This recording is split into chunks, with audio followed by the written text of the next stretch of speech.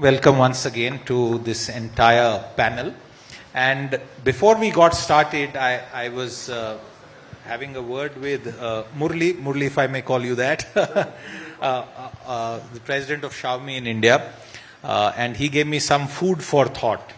But that food for thought is my cue. Harmanpreet, the mic is now coming to you. The first question comes to you as a representative of the network operators in India. Now, we are not talking about the dynamics of network competition, but the question is 5G just another version of faster 4G in the Indian context? Harmanpreet, that question is to you first. Thank you. Good afternoon, everyone. I would say it's not. It's a very, very disruptive technology. It's the new kid on the block. What I would like to say here is, unlike 4G, where the spectrums were limited, 5G comes with a 10x kind of spectrum, 10x kind of speeds, one-tenth of its latency, and I think we can connect a lot of devices. If I have to talk about 5G, what 5G brings on the table, it gives you enhanced speeds. What you see in 4G is 10 Mbps, 20 Mbps, but in 5G, you can go up to 1 gig of speeds. Can I interrupt you here, Raman, so that we make it interesting and interactive? Yeah. You are obviously on Airtel. Pull out your phone and tell me what speed you are getting here in this hall. Okay. When it comes to the speed, maybe he has some special codec in his phone, so he is getting more than 1 gig. Yeah, we are in the rollout phase, but as we speak here, sitting here, wherever our 5G has been rolled out in Bangalore or across anywhere in India, we are getting the speeds of 500 Mbps to 1 gig kind of speeds. But since we are in the rollout phase, so I think it will be unfair to really benchmark right now. And I think when it comes to the benefits of 5G, I think the biggest thing that we bring on the table here is the IoT piece, which I think we can connect as many devices as we can to the 5G technology, what it brings on the table. Smart agriculture, smart homes, smart cities, everything can be connected on this 5G technology, and we can get the benefit out of it. I don't know how many of you, obviously very few would probably know that Harmanpreet was an expat amongst the millions of well-read Indians who have worked overseas and earned a good name for India. He came back to India 2 years back. So I'll at some point come back to you and ask you about how the network situation is in the country where you worked first earlier. Yeah. But I'm coming to you, Manoj, and Nokia itself has evolved. The first mobile phones that were basically invented by Nokia were due to a certain communication need. The company has undergone various evolutions, and before I come to him, I want a show of hands here. Your first mobile handset, how many would raise their hands here to say that it was a Nokia? Of course. Okay. Actually, somebody should take a picture of this once again. Somebody should actually take a picture of this. And if that was the state of Nokia, great companies undergo great transformations also. So this is not a question on the Nokia journey. Coming to the topic of 5G, from your standpoint, how would you describe the advent of 5G in India? We have given enough spectrum. It was a good auction. All of that is, but really from a country perspective, how do you see 5G in India, Manoj? Thank you for having me here. And first of all, thank you for making my day. I mean, you mentioned about Nokia. I mean, I'm sure you would have seen recent Nokia brand refresh, right? So we are now projecting ourselves from a mobile device company to a B2B technology leader, right? So the leadership which we had in the devices, we have pretty much the same leadership in the network side. Absolutely. There are largely two companies, Nokia and Ericsson, which are on the network side, apart from a bunch of few others. Please continue with that point. Sure. So coming to 5G, I think 5G is not only telecom. Right? 5G is about all the industries. It's about agriculture, it's about healthcare. I think that's the difference which it brings compared to the older technology generation. I think that's the first thing which we have to talk about 5G. Now, there was a very interesting research which was done by Nokia Bell Labs. And this research basically categorizes the industry into three broad categories. The first type of industry, which we call it, was digitally mature industry. These are the industries which have already experienced a fair amount of digitalization, finance, banking, insurance, media. And then we kind of measured the technology benefits which are coming by virtue of the digitalization, right? And these benefits were measured in terms of safety, productivity, efficiencies, etc. We actually figured out that almost 50 to 60% of digitalization has already happened, right? And there have been huge SPE benefits, safety, productivity, efficiency benefits which have been realized. We then actually looked at the second category of industries, which we call it as physical industries, right? So factories, industries, manufacturing.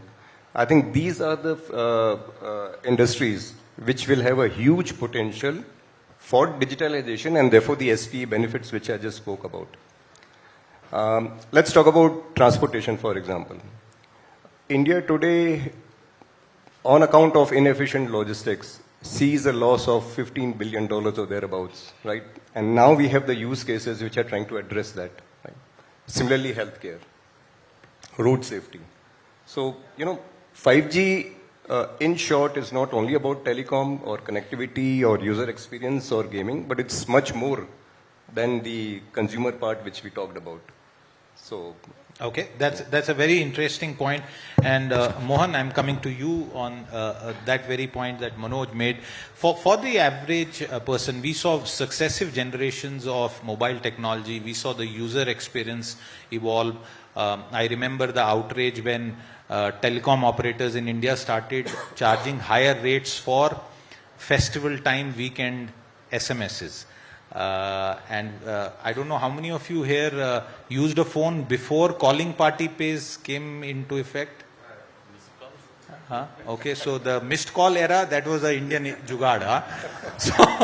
So just think of what we have done. And today you have WhatsApp actually fueling so much commerce that probably WhatsApp itself doesn't know how much of it is being done. So, but sticking to the 5G core, do you agree with what Manoj said, that we really need to look at it from a B2B kind of approach? The layman, to understand that 5G may not immediately translate into some massive speed on his handset, but it is fixing so many other things, invisible things with his life and productivity. So actually, Just keep it closer. Yeah. If you see the introduction to the panel itself, the 5G, the people told that it is enhanced mobile broadband, ultra reliability, low latencies, massive machine type of communications. I feel that 5G with the enhanced mobile broadband, which is we have seen, many people are experiencing right now, they are seeing the throughputs and the speeds, etc. But what we envisage, I think I agree with the people, the panel here, that there are a lot more services is going to be evolved. For that, 5G will offer the spectral efficiency, more number of sensors is going to be added. And there is a study that there will be 30 billion connected devices by 2025. So all these will be connected through the internet through the 5G, right? So if you have to handle that kind of massive devices, the massive machine type of communication piece of the 5G has to be evolved. Right. So currently what the majority of the deployment in the world is through this EMBB piece of that. So that is why there is a little bit of confusion among the industry and everyone that, hey, what is 5G is talking about many use cases, but what we are seeing end up is having is only the throughput speeds. I'm glad that confusion is not the kind that existed in 2G, coal G. Thank God 5G is also not mentioned in the same thing. But you head a very large company's R&D. You're the CTO at Samsung, and massive brand in India and globally. I just want you to, for the general audience here, tell us one use case that you think of 5G which is uniquely Indian. You know, like something like missed call, if not exactly that. So I think I agree with the fellow panelists actually. So if we see if we have to use the 5G, so far in 4G, I think the YouTube download is introduced in India because we have the scale of the people and 4G connectivity era is there. I think that will convert into the streaming. The download use case will convert into the streaming with the 5G because we have the huge bandwidth is available with the larger throughputs. That directly the consumer use case. But like I mentioned, these IoT sensors and IoT devices, etc., once they evolve, they will become like a more connected world, and then they will realize the various vertical services that 5G is going to offer. That's a very good point, what Mohan is saying, and I'm just kind of adding to that. From downloading YouTube and trying to save bandwidth cost, and because you did not get uniform bandwidth everywhere, you downloaded it and kept it for watching later. What he's saying is live stream, which is you are consuming broadcast signal on the move. So that's a great thing. I'll come back to it, and also to you, Harmanpreet, later about how our networks are being optimized to handle that kind of shift in consumption. Okay, now to the man who's been very patiently waiting. Murli, you sowed this opening the point of the debate because you have done some research as a company on 5G and the Indian consumer. And like we discussed in our BT multimedia newsroom, first we used to say Dunya Muthi Mein hai, now our life is in the handset, and without a handset you are nobody.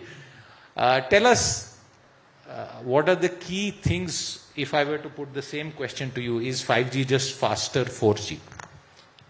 All right, good afternoon everybody. So I'll come from a very strong consumer perspective here.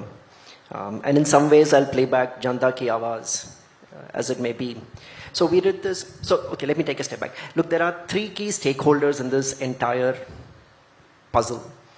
There are the mobile network operators, there are the handset manufacturers like Xiaomi, and then of course there is the consumer. And if you look at how each one of these three is going to be excited about 5G, of course handset manufacturers are excited. 5G creates a new opportunity to upgrade your handsets. We can sell more handsets. We can go up the price point, higher ASP, great for us. Same case for mobile service providers. This becomes a competitive advantage. More people can opt for your network, and hence it is a win-win for you. But what is it for the consumer? And a few months ago, we went and spoke to, I think, upwards of 1,000 consumers and asked them a bunch of questions to understand, ki boss, what do you really think about 5G? At that point of time, if I recall right, about 60% of the people had tried 5G. I don't know whether they are regularly using, but 60% of the people had tried 5G. Of the balance, they said, look, 88 out of 10, 80% said we will definitely want to opt for 5G. And then we asked them, okay, why do you want to opt for 5G? They said faster speed, uninterrupted connectivity, right? I mean, very, very smart term. So we probe deeper. What does that mean? And very similar to what the gentleman said, look, in 4G there is buffering, in 5G I hope there is no buffering, right? I want consistency in my connectivity regardless of wherever I am, and whether I'm in my office, at my home, or whether I'm on the move. And then we said, great, so what will you use this 5G for? They said, well, there is faster internet, faster bandwidth, and maybe I can download stuff faster. Maybe I can game better. Maybe, you know, streaming online entertainment is a lot more smoother, sleeker, cleaner, and so on and so forth. And then I took a step back and I wondered, look, what is this customer actually telling us? They just think 5G is a faster version of what used to exist in the past. And let us take a step back. We've had references to WhatsApp and YouTube. 4G had a few killer applications which are uniquely Indian. And maybe with some global implication. Video calling, WhatsApp video calling, anybody? Everybody here has done WhatsApp video calling, right? That is a unique child of 4G. YouTube is the #1 most used application in terms of time spent in India, right?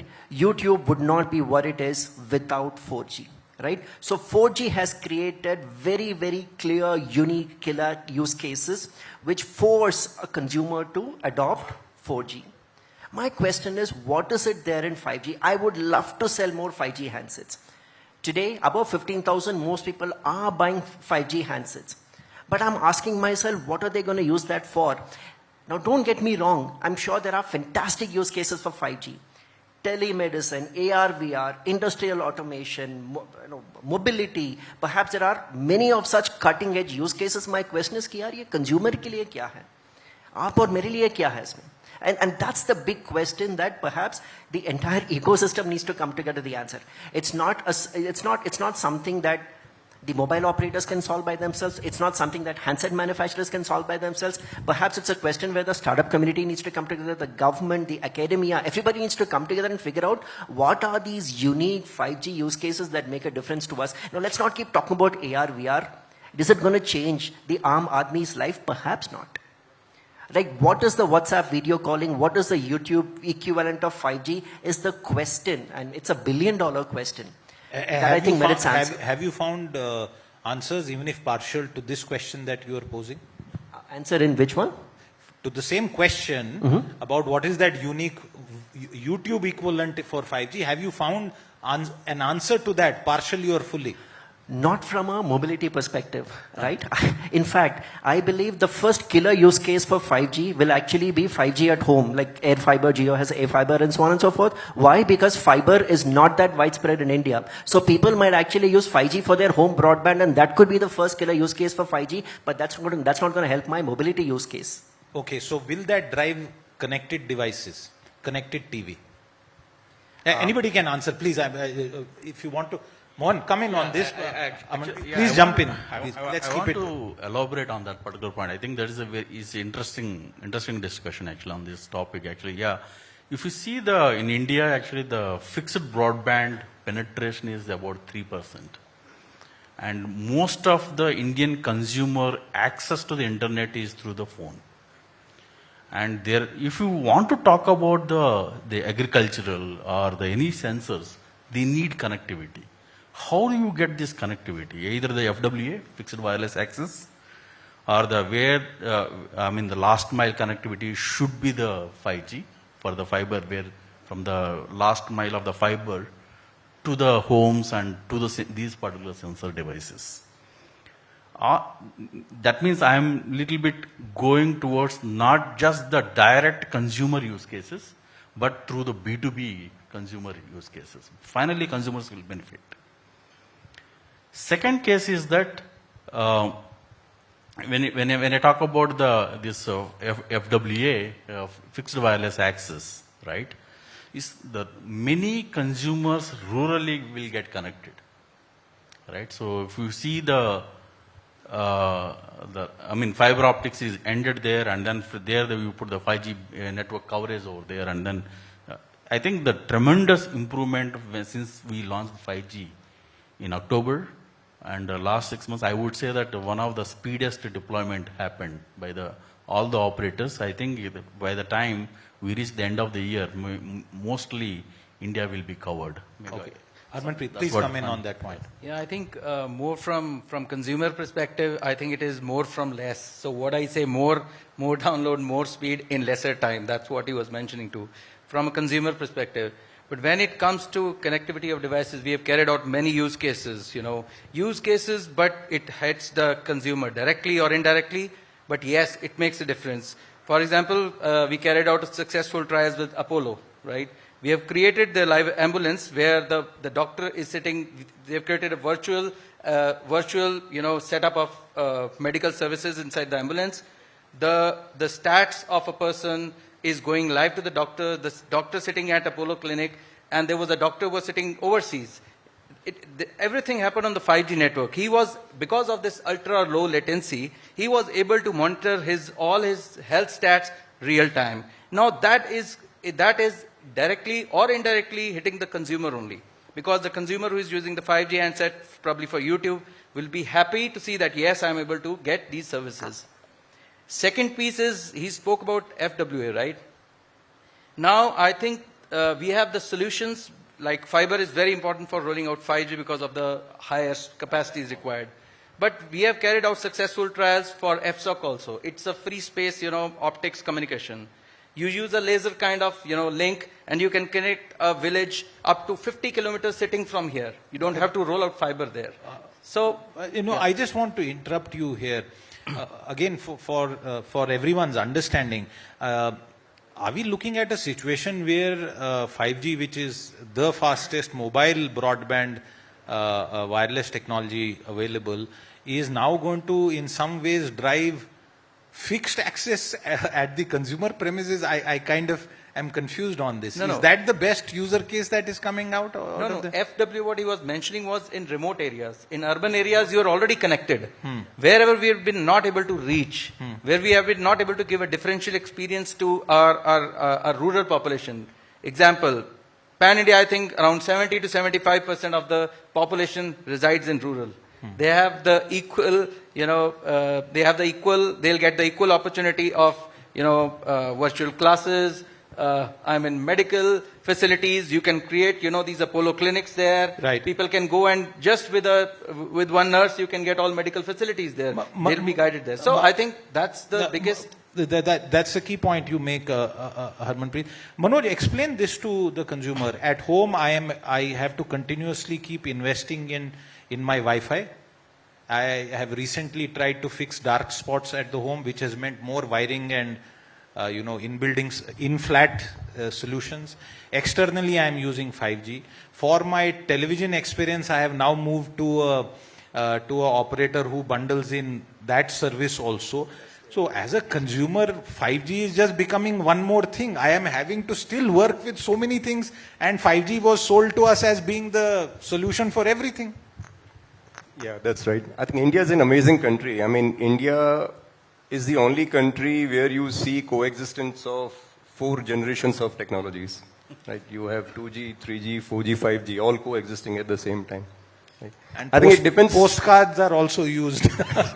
Yeah. Yeah, you're right. Yeah. So it depends upon the use case we talked about fixed wireless, right? So it clearly depends upon fixed wireless, but to the point, sorry I'm interrupting you, Manoj, but who will drive the use case? The way I understand what Murali is saying, somebody has to drive the use case, right? I'm just buying a handset, and the device industry offered 5G handsets even before the first network signal became public. But is it just vanity? मेरे पास 5G है, मेरे पास माँ भी है, 5G भी है. Yeah. What is the use case? Yeah. So I'll come to it. So let's talk about fixed wireless, right? Now we are talking not about fixed wireless in the urban India. We are talking about rural India. It is not economically viable to lay down fiber, because these are all far-flung areas. So FWP makes a much more economical sense. So that's what I actually meant, the relevance of the ROI. In rural areas, will 5G only still be used for streaming YouTube? There will be many more use cases. I think we talked about healthcare. I think another use case, if you talk about rural India, would be drone-based precision farming, for example. Right? It's needed. Makes so much sense. Okay, one more quick interjection here. Will all these apps, and I'm assuming applications, 10, 20, 30 of them, will they ever end up justifying the network cost that the telcos have paid? YouTube has milked the networks. They have made so much money on the network investments that companies like Airtel or Vodafone or Jio have done. So will it add some color to this question? Yes, please. Yeah. So here's a real life situation. Let's take any market. It could be an upcountry market, a tier 1, tier 2 city, or it could even be the outskirts suburbs of a large metro. There's a small store, call it Sharma Ji ka mobile store, whatever it is, right? And there's a customer walking in. So let's say an entry level customer. Now the customer has a choice between a 4G device, which is well endowed. It's got a good camera, it's got a good display, it's got a good battery, and it's, let's say, 12,000 rupees, right? But it's a 4G device, 12,000 rupees 4G device. And I'm specifically choosing this price point. But there is also a 5G option. Very similar specs, but that 5G device is, let's say, 15,000 rupees. 12,000 versus 15,000. And there is that specific demographic which is able to afford that device. Which device do you think that customer would buy? Number one. Number two, how do you justify to that customer that the 3,000 rupee premium on that 5G device is worth it? That is where the rubber hits the road. And that is the penny drop moment. That is the question that at least I am seeking an answer for. That is the question that the retailer, thousands of them in India are seeking an answer for. That is the question for which what is the millions real of potential customers are seeking What answer. is the real life data? Are consumers paying that 25% premium कि मेरे पास 5G है? Depends on the price point. Today, okay, at least as of middle of 2022, above 20,000, pretty much all devices, upwards of 90% of all devices sold were 5G. Over a period of time, Diwali last year, Q3, Q4, Q1 this year, 15 to 20,000 also became majority 5G. Because 4G chipsets aren't available, we have friends from MediaTek here. I'm sure they will understand when I say that, right? So even 15 to 20,000, a majority of the devices today sold are 5G. But below 15,000, right? There is a combination of 4G, 5G chipsets available, especially below 10,000, it's all 4G So chipsets. Murali, are you saying India के पास 5G और भारत के पास 5G नहीं है? It's the wrong way of representing it because there is Bharat and India and there is India and Bharat, right? So there are various metros wherein you have small pockets that resemble the demographic and behavior of tier 1, tier 2 cities. And therefore we often make this mistake of looking at these as two distinct buckets. They're not. Okay, let's again do a show of hands before. One sec. How many of you have 5G handsets? Oh wow, not everybody here. Okay, and those who don't have 5G, is it because the handset was too expensive or you don't have network signal? Just raise a hand. Okay, they don't seem to know the answer to that. So, So I think to answer to this, I have seen a good adoption of 5G handset. I would say the numbers. So in last 1 year, I could see the percentages of 5G adoption, 5G handsets, which support handsets in my ecosystem, going from 3% to 10%, and now it is almost hovering around 15 to 17%. So that tells us that 17% of Airtel network is now 5G handset. No, 5G handsets which supports 5G, right? Which support 5G. So out of those 15%, probably 10% are users of it who are using download. But I'm saying these numbers are really very encouraging. In last 1 year, right from the news that 5G is coming up, when our Prime Minister announced that we are going to do a disruptive change, we are going to bring in 5G. Post that, from 3% to 9% to almost 15%, we are sitting handsets that support 5G. I'm telling my numbers, probably everyone will be somewhere around this because I'm talking, typical numbers. Yeah. So, and in terms of the traffic shift, I think we did a lot of internal studies. We figured out that 6 to 8% of the traffic has actually shifted on 5G. So it's happening. Only 6 to 8%? To begin with. And you're talking about massive India, right? I mean, you talk about device ecosystem, which is maturing. Yeah. You're talking about the rollout. We are already on the first track. I am asking a question which is a B2B question, but to you, I will still put it. Does 6 to 8% after so much time and investment justify 5G investments? Yeah. Let's not forget that we have just done 8 months of rollout. And so it's going to take time. So it's wrong for me to get impatient. If you double click this, into urban and rural market, 6% would be rural. Urban, we are almost at 13 to 14%. Already traffic shifted to 5G. Almost 50 plus. Closer.